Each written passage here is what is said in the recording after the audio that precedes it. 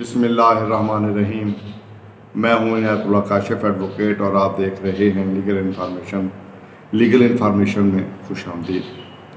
ای O B آئی کے تمام بزرگوں سے آج خصوصی طور پر مخاطب ہوں، اور مخاطب اس لیے بھی ہوں کہ گزشتہ روز موجودہ حکومت نے جو کچھ کیا، اس کے بعد جو حالات ہیں وہ کیا بن رہے ہیں، آنے والے دنوں میں حالات کیسے ہوں گے۔ آج وفاقی کابینہ کا اجلاس ہوا ہے، اس میں ای او بی آئی کے حوالے سے کیا ہوا ہے، تو یہ تمام تر چیزیں آج کی ویڈیو میں ہم ڈسکس کرنے جا رہے ہیں۔ اس سے پہلے کہ میں اپنے موضوع کی جانب بڑھوں، آپ سے استدعا ہے کہ چینل کو سبسکرائب کر لیجئے، بیل آئیکن کو پریس کر لیجئے، ویڈیو کو شیئر کر دیجئے۔ تو بڑھتے ہیں آج کے موضوع کی جانب۔ جیسا کہ آپ جانتے ہیں کہ ای او بی آئی کا ادارہ ایک ویلفیئر کا ادارہ ہے، اور اس ادارے کا بنیادی مقصد پرائیویٹ ملازمین کی فلاح و بہبود کے لیے آخری عمر میں ان کو پینشن دینا، ان کو جو ہے فیسیلیٹیٹ کرنا ہے۔ لیکن شومی تقدیر پاکستان کا یہ ادارہ جو 1976 میں وجود میں آیا، آج 1976 کے حالات سے بھی بدتر حالات میں گزر رہا ہے۔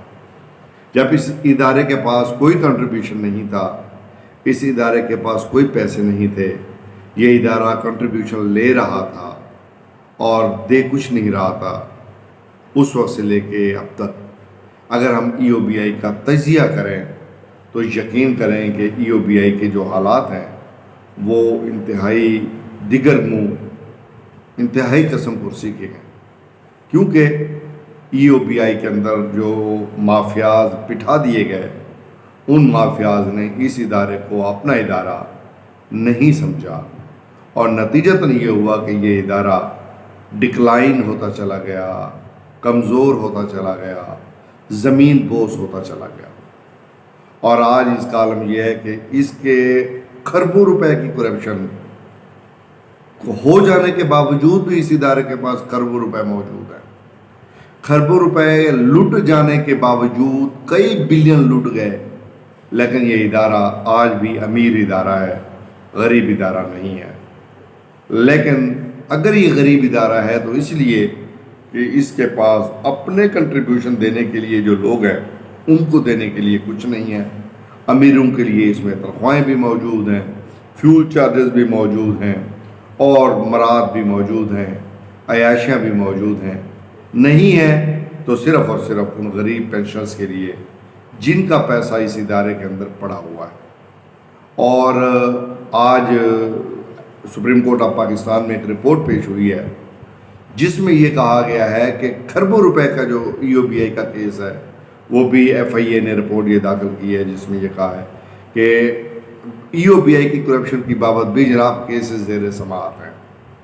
ٹھیک ہے، اور اب آپ اندازہ کر لیں، اس ادارے کی کارکردگی کا اندازہ اس بات سے آپ کر سکتے ہیں کہ یہ عوام الناس کے ساتھ کس قدر لائل ادارہ ہے کہ اسلام آباد ہائی کورٹ سے ایک آرڈر ہوا، وہ آرڈر جو ہے پاس ہوا، اس کے خلاف سپریم کورٹ میں اپیل ہوئی، وہ وہاں خارج ہوئی، پھر ریویو دائر ہوا، وہ خارج ہوا، آرڈر فائنل ہوا، کنٹیمپٹ آف کورٹ داخل ہوئی۔ کنٹیمپٹ آف کورٹ میں جناب پینشنرز کی پینشن بک عدالت میں جمع کروا دی گئی، لیکن وہ ہزاروں پینشنرز جو اس آرڈر سے متاثر ہوئے تھے ان کی بابت ابھی تک ادارے کی جانب سے کوئی پالیسی نہیں بنائی گئی ہے۔ اب میں پوچھ سکتا ہوں کہ آخر ای او بی آئی کا ادارہ جو عوامی فلاحی ادارہ تھا، جو بینیفٹس کی بنیاد پہ بینیفیشل ادارہ تھا، جس کی لیجسلیشن کے اندر بینیفٹ کا لفظ استعمال ہوا ہے اور اس کو بینیفیشل لیجسلیشن کہا جاتا ہے، کیا واقعی یہ بینیفیشل لیجسلیشن عوام الناس کے لیے بینیفیشل ثابت ہوئی ہے؟ اگر حالات کا بغور جائزہ لیا جائے تو جواب یہ آتا ہے کہ نہیں، بالکل نہیں، قطعاً نہیں۔ آج ایک ریٹائرڈ پرنسپل سے ملاقات ہوئی، میں نے ان سے ان کی پینشن کی بابت پوچھا تو انہوں نے کہا کہ میری پینشن 6 فگر میں ہے۔ یعنی 6 فگر سے مراد یہ ہے کہ 1 لاکھ اور اس سے زائد اگر ایک پرنسپل ریٹائر جو ہے وہ 18ویں گریڈ کا یا 19ویں گریڈ کا یا 20ویں گریڈ کا صرف پینشن 1,20,000 1,30,000 روپے لے رہا ہے، تو مجھے بتائیں جس شخص نے اپنے بچے قربان کیے، اپنی زندگی قربان کی، اپنی جان دی، اپنی ہر چیز لوٹا دی، مجھے بتائیں کیا وہ شخص جو ہے اس کا حق نہیں ہے کہ اچھا پھر اس کو آپ کتنے پیسے دے رہے ہیں؟ 8,500 روپے۔ آج میں تھوڑی سی بات ریڈیوس پینشن پہ بھی کروں گا۔ ریڈیوس پینشن کا آپ کو پتہ ہے کہ یہ ایک ایسی پینشن ہے جس کی ملازمت کم ہو، کنٹریبیوشن کم جمع کروایا ہوا ہو، تو پھر اس کی پینشن جو ہے لینتھ پہ فارمولہ لگا کے اس کو ریڈیوس کر دیا جاتا ہے، اس کی پینشن کم کر دی جاتی ہے، ریڈیوس کر دی جاتی ہے۔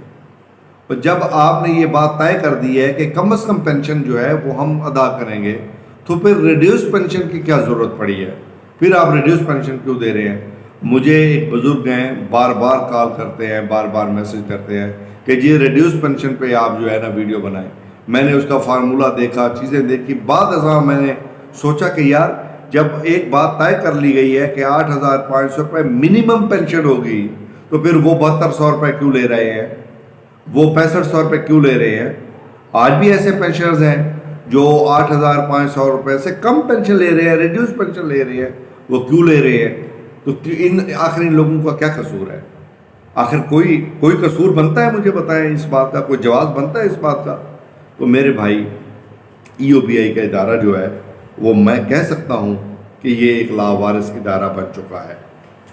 پاکستان میں آپ گھی کی قیمت دیکھ لیں، پام آئل کی قیمت دیکھ لیں، دالوں کی قیمتیں دیکھ لیں، آپ جو ہے آٹے کی قیمت دیکھ لیں، چینی کی قیمت دیکھ لیں، اور سنبھالا نہیں جا رہا ہے۔ پیٹرول آپ نے پھر بڑھا دیا ہے، 60 روپے لیٹر ایک ہفتے کے اندر آپ نے بڑھا دیا ہے، اور عوام پہ پیٹرول کا بم آپ نے گرا دیا۔ اور وہ کوئی ٹھیک کہہ رہا تھا کہ یار یہ بم نہیں ہے، یہ ایٹم بم ہے، ٹھیک ہے، وہ آپ نے عوام پہ گرا دیا۔ ایک ہی دن میں آپ نے دوسرا جھٹکا، بجلی کے جھٹکے دے دیے آپ نے عوام کو، اور زوردار جھٹکے دیے۔ یار کوئی احساس کریں آپ، اگر آپ ادھر سے یہ کر رہے ہیں تو پھر اب یہ کہہ رہے ہیں کہ جناب آج مصدق ملک ہے ان کا وزیر، اس نے پریس کانفرنس کی ہے، جناب ہمارا دل دکھتا ہے، ہماری جان مرتی ہے۔ وزیر اعظم دھاڑے مار مار کے جو ہے وہ اپنے کمرے میں علیحدہ اپنے بیڈ روم میں رو رو کے پاگل ہو چکے ہیں۔ کس بات پہ؟ کہ جی ہم نے پیٹرول بڑھا دیا ہو۔ اوے بھائی یار پاگل نہ بناؤ عوام کو، خدا کے لیے یار کو سچی بات بتا دو کہ IMF کے ساتھ جو معاہدے کیے ہیں آپ لوگوں نے، اس کا خمیازہ قوم کو بھگتنا پڑ رہا ہے۔ سیدھی سیدھی باتیں کرو یار۔ اور پھر اس کے ساتھ ساتھ آپ نے ان لوگوں کا پیٹرول کم کیوں نہیں کیا؟ آپ مجھے بتائیں، جو ججز کو مفت پیٹرول ملتا ہے وہ آپ نے بند کیا ہے؟ جو آپ کے افسران کو پیٹرول مفت ملتا ہے وہ آپ نے بند کیا ہے؟ جو ان کو بجلی کے یونٹ مفت ملتے ہیں آپ نے وہ بند کیے ہیں؟ قربانیاں صرف میں نے دینی ہے، عوام نے دینی ہے، پینشنر نے دینی ہے، عوام الناس نے دینی ہے؟ تو یار خدا کے لیے آپ بھی کوئی قربانی دینا سیکھ لیں اس ملک کے لیے۔ آپ کہیں نا کہ یار ایک قلم کے ساتھ تمام تر جو اپنا یہ پیٹرول اور بجلی کے یونٹ اور یہ جو ہم دے رہے ہیں، یہ سارے کا سارا ہم کرٹیل کر رہے ہیں، یہ سارے کا سارا ہم بند کر رہے ہیں، یہ سارے کا سارا ہم واپس لے رہے ہیں، کیوں نہیں کہتے آپ؟ تو سارے کا سارا واپس لے لینا۔ جو مراعات یافتہ طبقے کو مراعات دی ہوئی ہیں، جن کی تنخواہیں بھی لاکھوں میں، جن کی پینشن بھی لاکھوں میں، تو ان سے مراعات واپس لے لیں۔ کیا ہوتا ہے کہ اگر وہ اپنی جیب سے پیٹرول ڈلوا لیں گے؟ کیا ہوتا ہے کہ اگر وہ بجلی کے بل ادا کر دیں گے؟ کیا ہوتا ہے اگر وہ موبائل فون اور سیل فون کے چارجز جو ہے وہ خود بھر لیں گے؟ کیا فرق پڑتا ہے؟ عام آدمی بھی تو بھر رہا ہے نا۔ تو پھر آپ انصاف کریں۔ آپ ایک ایسے ملک میں جس کا اسلامی فلاحی ریاست جس کا آپ نے نام رکھا ہوا ہے، وہ فلاح پھر غریب لوگوں تک تو ہے، ان کو آپ نے 8,500 روپے پہ رکھا ہوا ہے، اور چیزوں کی قیمتیں آپ دیکھیں کہاں سے کہاں بڑھا کے جا رہے ہیں۔ تو خدا کے لیے آپ رحم کریں۔ آج کی ویڈیو میں ایک ہی مطالبہ ہے، وہ رحم کا مطالبہ ہے کہ خدا کے لیے ان پینشنرز پہ کچھ رحم کر لیں، خدا کے لیے ان پینشنرز پہ کچھ رحم کر لیں، خدا کے لیے ان پینشنرز پہ کچھ رحم کر لیں، ان بزرگوں پہ کچھ رحم کر لیں۔ گرمیوں کی اس موسم میں لوڈ شیڈنگ کا عذاب ایک الگ سے عذاب ہے، بل بھی دیں اور بجلی بھی نہیں ہے۔ واہ واہ ماشاءاللہ، جون کے مہینے میں بجلی بھی نہیں ہے اور لوڈ شیڈنگ بھی ہے اور بل بھی ڈبل دینا ہے۔ واہ واہ، دوہرا عذاب۔ بلکہ تہرا عذاب. بہرحال آخری مطالبہ ساجد حسین طوری صاحب، آپ نے وعدہ کیا تھا کہ ہم جو ہے وہ بورڈ آف ٹرسٹیز کی میٹنگ بلانے جا رہے ہیں، وہ ہم اصلاحات لے کے آ رہے ہیں. وہ کدھر ہیں آپ کی اصلاحات؟ کہاں گئی ہیں آپ کی اصلاحات؟ اب تو آپ کے پیر ٹک چکے ہیں، آپ کے قدم ٹک چکے ہیں، آپ کی حکومت کام کر رہی ہے. کوئی باقاعدہ ریگولر کوئی چیئرمین ہی لگا دیں اپنے ادارے میں یار. چلو وہ کوئی کام کھینچتا رہے گا. وہ شکیل صاحب کو واپس بھیج دیں، ہمیں واپس کر دیں. شکیل صاحب بڑی دعاؤں سے، منتوں سے ہم نے جو ہے نا وہ شکیل صاحب آئے تھے. بزرگوں نے رو رو کے اللہ سے دعائیں کی، منتیں مانگی، دیگیں چڑھائیں اور چڑھاوے چڑھائے. وہ آئے، آپ نے ان کو ہم سے واپس لے لیا. تو خدا کے لیے ہم پہ رحم کریں، مہربانی کریں، ترس کریں. بہت شکریہ.